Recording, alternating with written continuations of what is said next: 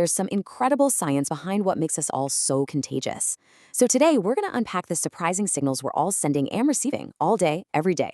So our story really starts with this one question that totally bugged a researcher named Vanessa Van Edwards. She and her team were basically obsessed with TED Talks, and they just had to know, what's the real difference between the talks that get millions of views and the ones that, well, don't?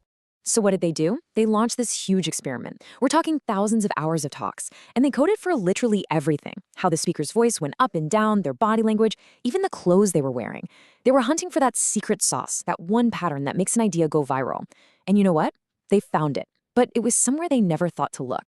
Get this. The single biggest factor wasn't the speaker's amazing topic or their fancy credentials. Nope. It was how many hand gestures they used. The most popular speakers used an average of 465 hand gestures in just 18 minutes.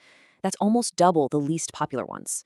So what on earth is going on here? Why do our brains care so much about what people are doing with their hands? Well, it all goes back to our caveman days. When you met a stranger back then, the very first thing your brain did was check their hands. Are they holding a rock, a spear? You had to know, and fast, friend or foe. That deep primal instinct is still hardwired into our brains today. So if we can't see someone's hands, our brain just gets a little bit suspicious, a little bit distracted. And just let this sink in for a second. Your brain gives 12.5 times more weight to someone's hand gestures than to the actual words they're saying. That is huge. So when a speaker is up there using their hands, they're not just talking, they're communicating on a whole other level. They're underlining their points and telling that little caveman part of our brain, hey, you can trust me, I've got nothing to hide. So this whole thing with hand gestures, it's really just the tip of the iceberg. It opens the door to this much bigger, kind of mind-blowing idea called the contagion principle. The idea is that we are all constantly broadcasting signals, whether we mean to or not. And look, this isn't just about body language. It goes way deeper. We are emotionally and even chemically contagious. That confidence you're feeling, or that anxiety, your happiness, those aren't just locked up inside you. You're actually transmitting them to the people around you. But how? How does that invisible transfer actually happen? Okay, this is where the science gets really, really cool and a little weird. Researchers have actually found hard evidence for how we literally catch feelings from each other, sometimes without a single word ever being spoken. All right, you gotta stick with me on this one because it's a bit gross. In one study, scientists collected sweat from two different groups of people. You had your treadmill sweat from people just calmly exercising, and then you had your skydiver sweat, collected from people who were about to jump out of a plane for the very first time. You can imagine those are two very different kinds of sweat, right? Then they had other people coming and just smell the samples. The results were just wild.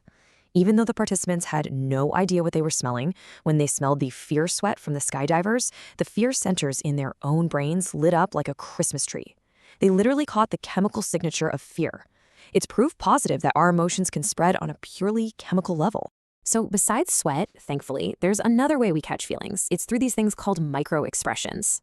They're these super fast, teeny tiny involuntary facial expressions that flash across our face when we feel something intense.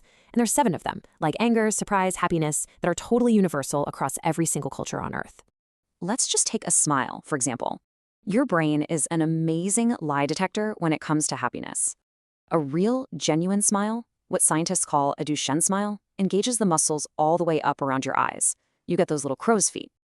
A fake smile, that only uses the muscles around your mouth. You know the one. It's that polite smile you give when you have to be nice. So why does this even matter?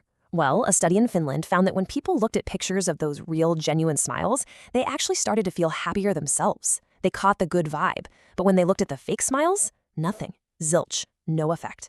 The takeaway here is pretty simple. Real positivity is contagious, and it makes people remember you. Fakeness just falls flat. Okay, so we've got hand gestures, fear sweat, genuine smiles. We've covered a lot of nonverbal stuff. But what about what we actually say? How can we use our words to deliberately spark some positivity and really connect with people? Well, the secret weapon here is a little brain chemical you probably heard of, dopamine.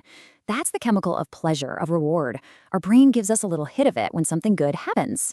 And here's the crazy part. You can actually trigger a dopamine hit in other people's brains just by the kinds of questions you ask. Think about that boring small talk you get stuck in at a party, right? Questions like, so what do you do? Or how are you? They're total conversation killers. Our brain just goes on autopilot and there's zero dopamine.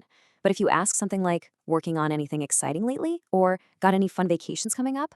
That question forces their brain to scan for a positive memory, and that search, all by itself, sparks a little bit of dopamine. And here's the coolest side effect of all this. When you trigger dopamine in someone else, you become way more memorable to them. The neuroscientist Dr. John Medina calls it a mental post-it note. It's like their brain puts a little sticky note on the memory of you that says, hey, this was a good feeling. Pay attention to this person. We have gone through a ton of stuff here, from hand gestures all the way to brain chemistry. So let's pull all of this together. Let's build a practical toolkit that you can actually use to become more positively contagious in your own life. Now, the last tool in our kit is a really powerful one, and it all happens inside your own head. It's called the reframe. See, neurologically speaking, the feeling of anxiety and the feeling of excitement are almost identical. You get the racing heart, the sweaty palms, the whole deal. The only real difference is the story you tell yourself about what those feelings mean. And check this out. A study proved this in the coolest way. They had students sing Don't Stop Believing, which is a super hard song to sing. The group that was told to say I'm nervous beforehand scored a 53% on accuracy. Okay, but the group that was told to simply say I'm excited, they scored a whopping 80%. Just by saying two different words, they completely changed their performance. So let's wrap it all up. Here it is, your 4-step contagious toolkit. Number 1, use your hands. Show people you're trustworthy and underline your message. Number 2, smile for real. Let it reach your eyes and spread that authentic joy. Number 3, ask better questions. Be a dopamine trigger for people. And finally, number 4, reframe your own feelings. Turn that anxiety into excitement and project that confident energy. Because at the end of the day, we're all walking transmitters. We're constantly sending out these invisible signals that have a real effect on the people around us, whether we know it or not. So I'll just leave you with this one question to think about. What signals are you sending out today? What are you infecting people with?